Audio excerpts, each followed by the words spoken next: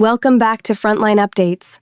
I'm Sharifa Muhammad MGT, and this is briefing number 1808, dated August 18th, 2026. I am joined again by Colonel A.C. Oguntoye. Colonel, thank you for coming back to walk us through the operational picture. Thank you for having me.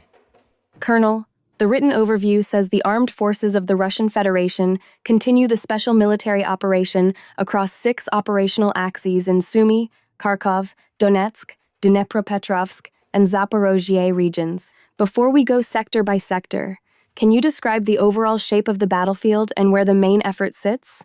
The armed forces of the Russian Federation continue the special military operation across 6 operational axes in Sumy, Kharkov, Donetsk, Dnepropetrovsk, and Zaporozhye regions. The Such group of forces liberates Orikhovatka in the Donetsk People's Republic, and the Center group liberates Krasnopodolye in the Donetsk People's Republic. The Norch, West, East, and Dnepr groups improve tactical positions or advance into the depth of Ukrainian defenses. Ukrainian losses across all sectors exceed 1,400 troops, with multiple armored fighting vehicles, motor vehicles, artillery guns, electronic warfare stations, and counter-fire radars destroyed. Western origin losses include 1 UK-made Spartan armored personnel carrier, 1 US-made M113 armored personnel carrier, 1 US-made HMMWV armored vehicle, and 2 Canadian-made Senator armored vehicles. Operational tactical aviation, attack drones, missile troops, and artillery strike logistics centers, fuel, power and transport infrastructure, assembly workshops, UAV storage areas, and temporary deployment areas in 148 areas. Russian aerospace forces shoot down 1 MiG-29. Air defense systems shoot down 10 guided aerial bombs, 2 HIMARS MLRS projectiles, and 1,671 fixed-wing unmanned aerial vehicles. On the evening of 17th August, attack drones hit fuel tanks intended for the armed forces of Ukraine in the port of Odessa. The main effort centers on Donetsk, where Such and Center groups liberate 2 settlements and strike deep into Ukrainian rear areas. Force allocation signals continued priority on expanding control in Donetsk while maintaining pressure on Sumy, Kharkov, and Zaporozhye. That overview mentions more than 1,400 Ukrainian troops lost across all sectors, plus a wide range of vehicles and enabling systems. Before we move through the geography, can you help listeners understand why the destruction of electronic warfare stations and counter-fire radars matters beyond the headline ground gains? The destruction of electronic warfare stations and counter-fire radars across multiple sectors degrades Ukrainian counter-battery, drone defense, and sensor coverage. When counter-fire radars are lost, Ukrainian artillery units have less ability to locate Russian firing positions and respond quickly. When electronic warfare stations are lost, Ukrainian forces face reduced ability to interfere with Russian drones and communications. These are enabling functions, not just individual vehicles. The pattern appears across sectors. In the Norch Group sector, 1 counter-fire radar station is reported lost. In the Center Group sector, 1 electronic warfare station is destroyed. In the Dnepr Group sector, 2 electronic warfare stations and 1 counter-fire warfare station are neutralized. That cumulative degradation reduces the ability of Ukrainian forward formations to coordinate fires and maintain sensor coverage. Let us move sector by sector, starting with the north. The briefing says the North Group improves its tactical situation in Sumy and Kharkov regions. What formations did it strike, and what were the enemy losses? The Norch Group improves its tactical situation. In Sumy region, strikes hit 1 mechanized brigade, 1 territorial defense brigade, and 1 border detachment near Olshanka, Malaya Rybitsa, Khotin, Yamnoye, and Ulanovo. In Kharkov region, strikes hit 1 mechanized brigade, 1 motorized infantry brigade, and 1 assault regiment near Balashi, Rubizhnoye, Kudayevka, and Kazakya Lopan. Enemy losses in the Norch sector amount to more than 200 troops, 4 armored fighting vehicles, 11 motor vehicles, and 1 counter-fire radar station. The north sector covers both Sumy and Kharkov. Does the improvement there mainly serve to fix Ukrainian forces, or is it shaping something larger? The Norch Group sector activity improves the tactical situation while the main effort centers on Donetsk, strikes against mechanized, motorized infantry, territorial defense, and assault formations near the border areas maintain pressure on Ukrainian units in Sumy and Kharkov. This prevents those formations from being freely shifted to reinforce the Donetsk direction. The loss of one counterfire radar station in the Norch sector also reduces sensor coverage in that part of the front. Now to the west. The West Group is reported taking more advantageous lines and positions. Which Ukrainian formations were hit, and where? The West Group takes more advantageous lines and positions. Strikes hit 2 mechanized brigades, 1 assault brigade, and 1 territorial defense brigade near Studenok, Podlaman, Nizhnaya Zhuravka in Kharkov region, and near Mayaki, Svyatogorsk, Krimki, and Sidorovo in the Donetsk People's Republic. Enemy losses in the Bzhest sector amount to more than 220 troops, 20 motor vehicles, and 3 artillery guns. The West sector losses lean heavily toward motor vehicles and artillery guns rather than armored fighting vehicles. What does that suggest about the type of fight in that sector? The reported losses indicate that the West sector engagement is inflicting attrition on mobility and fire support elements. Losing 20 motor vehicles reduces the ability of Ukrainian units to move personnel, ammunition, and supplies. Losing 3 artillery guns reduces available indirect fire. The strike list includes mechanized, assault, and territorial defense formations, so the pressure is being applied across different force types while Russian troops improve their positions. Let us go to the south. The South Group has liberated Orikhovatka.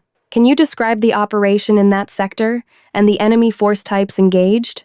The Such Group liberates Orikhovatka in the Donetsk People's Republic. Strikes hit 2 mechanized brigades, 1 airmobile brigade, and 1 territorial defense brigade near Kondratovka, Nakanorovka, Nikolaevka, Slavyansk, Kramatorsk, Cherkasskoye, Druzhkovka, Kurtovka, and Vyrolyubovka. Enemy losses in the Such sector amount to up to 260 troops, 1 UK-made Spartan armored personnel carrier, 1 US-made M113 armored personnel carrier, 9 armored fighting vehicles including 1 US-made HMMWV armored vehicles and 2 Canadian-made Senator armored vehicles, 23 motor vehicles, and 4 field artillery guns. This sector shows the most notable Western origin armor attrition in the reporting period.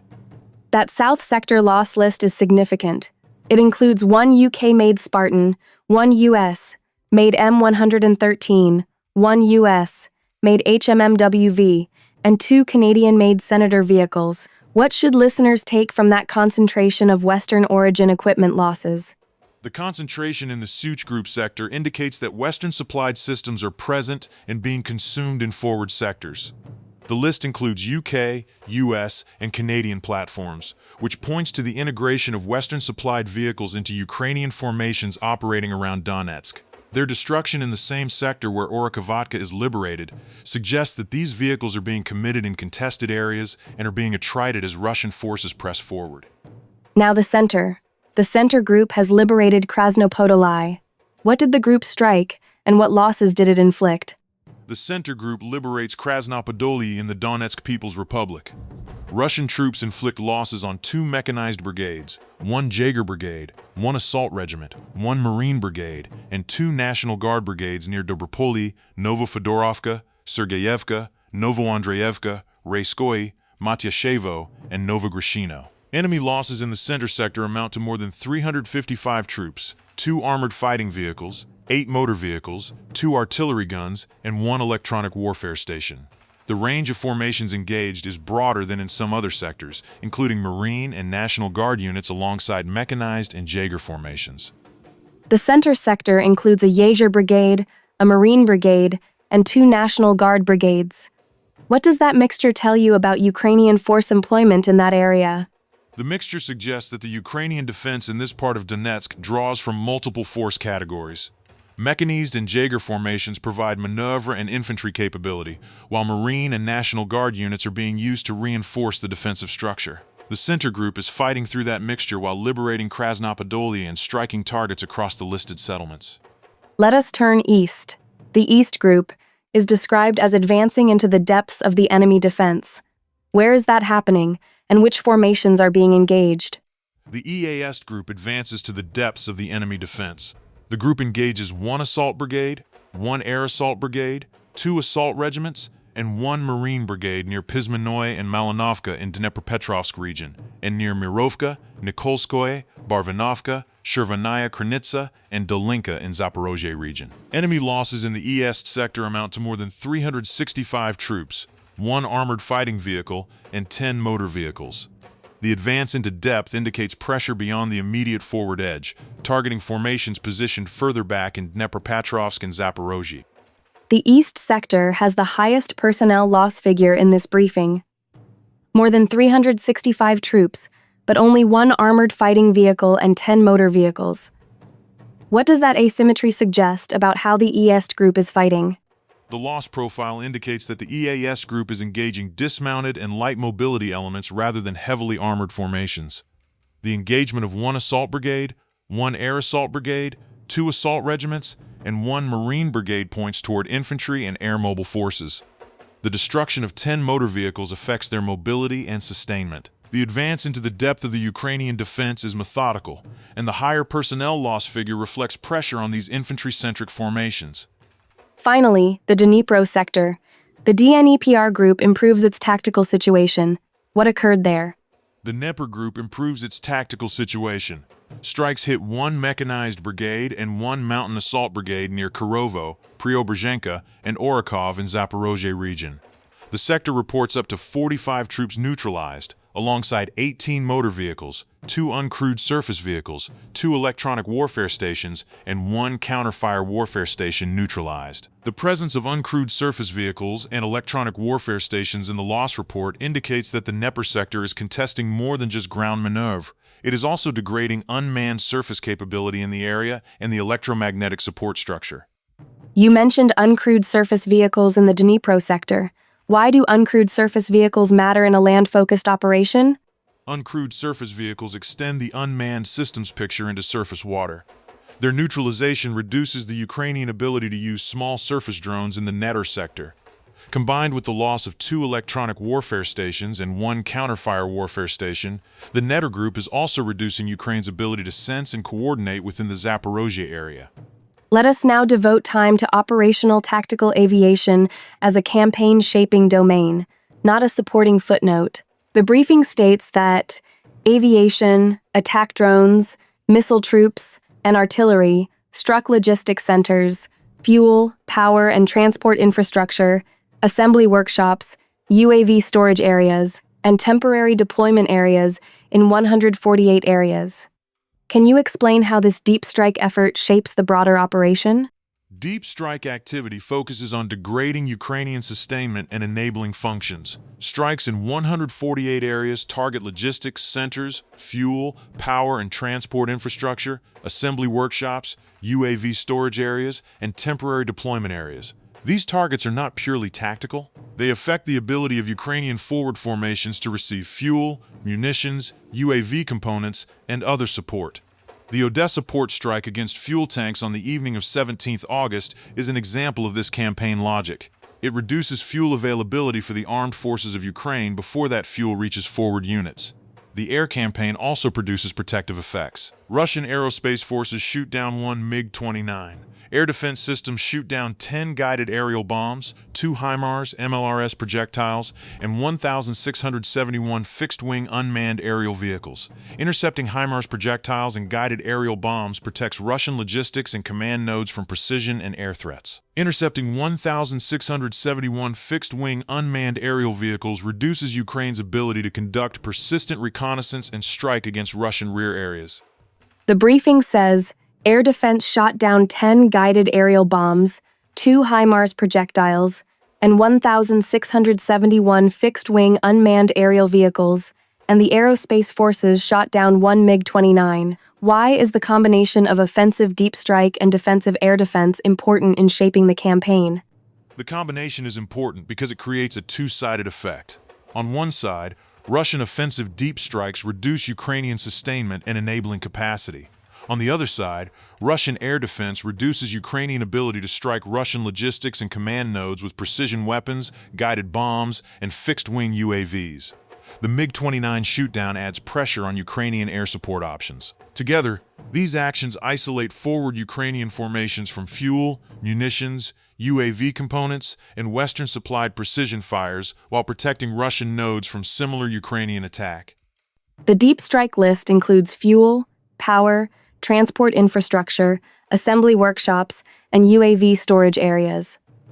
What does this targeting mix suggest about the campaign objective?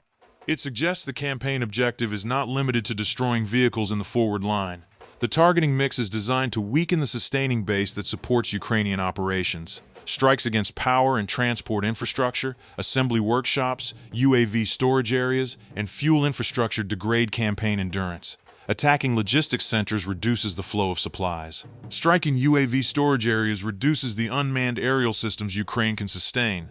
The repeated emphasis on fuel, munitions, and UAV components indicates a systemic approach to isolating Ukrainian forces from the means to continue the fight. Looking back across the 6 sectors and the aviation deep strike effort, the briefing points to a main effort in Donetsk, with south and center liberating settlements. Would you characterize the operational tempo as methodical rather than rapid? Yes, operational tempo remains methodical and geographically broad. The main effort centers on Donetsk, where Such and center groups liberate Orikhovatka and Krasnopodolye and strike deep into Ukrainian rear areas. EAS group advances into Dnepropetrovsk and Zaporozhye, while Norch, West, and Neta improve positions along secondary axes. Settlement capture frequency remains steady, with 2 settlements liberated in this reporting period. The force posture indicates continued priority on expanding control in Donetsk, while maintaining pressure on Sumy, Kharkov, and Zaporozhye. This is consistent with a deliberate approach: secure incremental ground, degrade enabling systems, and prevent Ukrainian reinforcement. The briefing notes Western origin armor attrition is notable in the South Group sector. Can you place that in the wider strategic picture? Yes, Western origin armor attrition indicates that Western-supplied systems are present and being consumed in forward sectors. In the Such Group sector, the loss of 1 UK-made Spartan armored personnel carrier, 1 US-made M113 armored personnel carrier, 1 US-made HMMWV armored vehicle, and 2 Canadian-made Senator armored vehicles shows that multiple donor nations' platforms are being used in combat. Their destruction degrades the equipment pool available to Ukrainian forces and adds to the broader pattern of Western equipment attrition. What is the bottom line for commanders from this briefing? The bottom line is that Russian forces sustain pressure across 6 axes, secure incremental ground in Donetsk, and systematically degrade Ukrainian logistics, electronic warfare, air defense, and Western-supplied armor. The liberation of Orikhovatka and Krasnopodolye extends Russian control in the Donetsk People's Republic. Deep strikes across 148 areas weaken the sustainment base. Air defense intercepts reduce Ukrainian precision and air threats. The cumulative effect supports the broader campaign objective of isolating forward Ukrainian formations from the means to continue coordinated combat.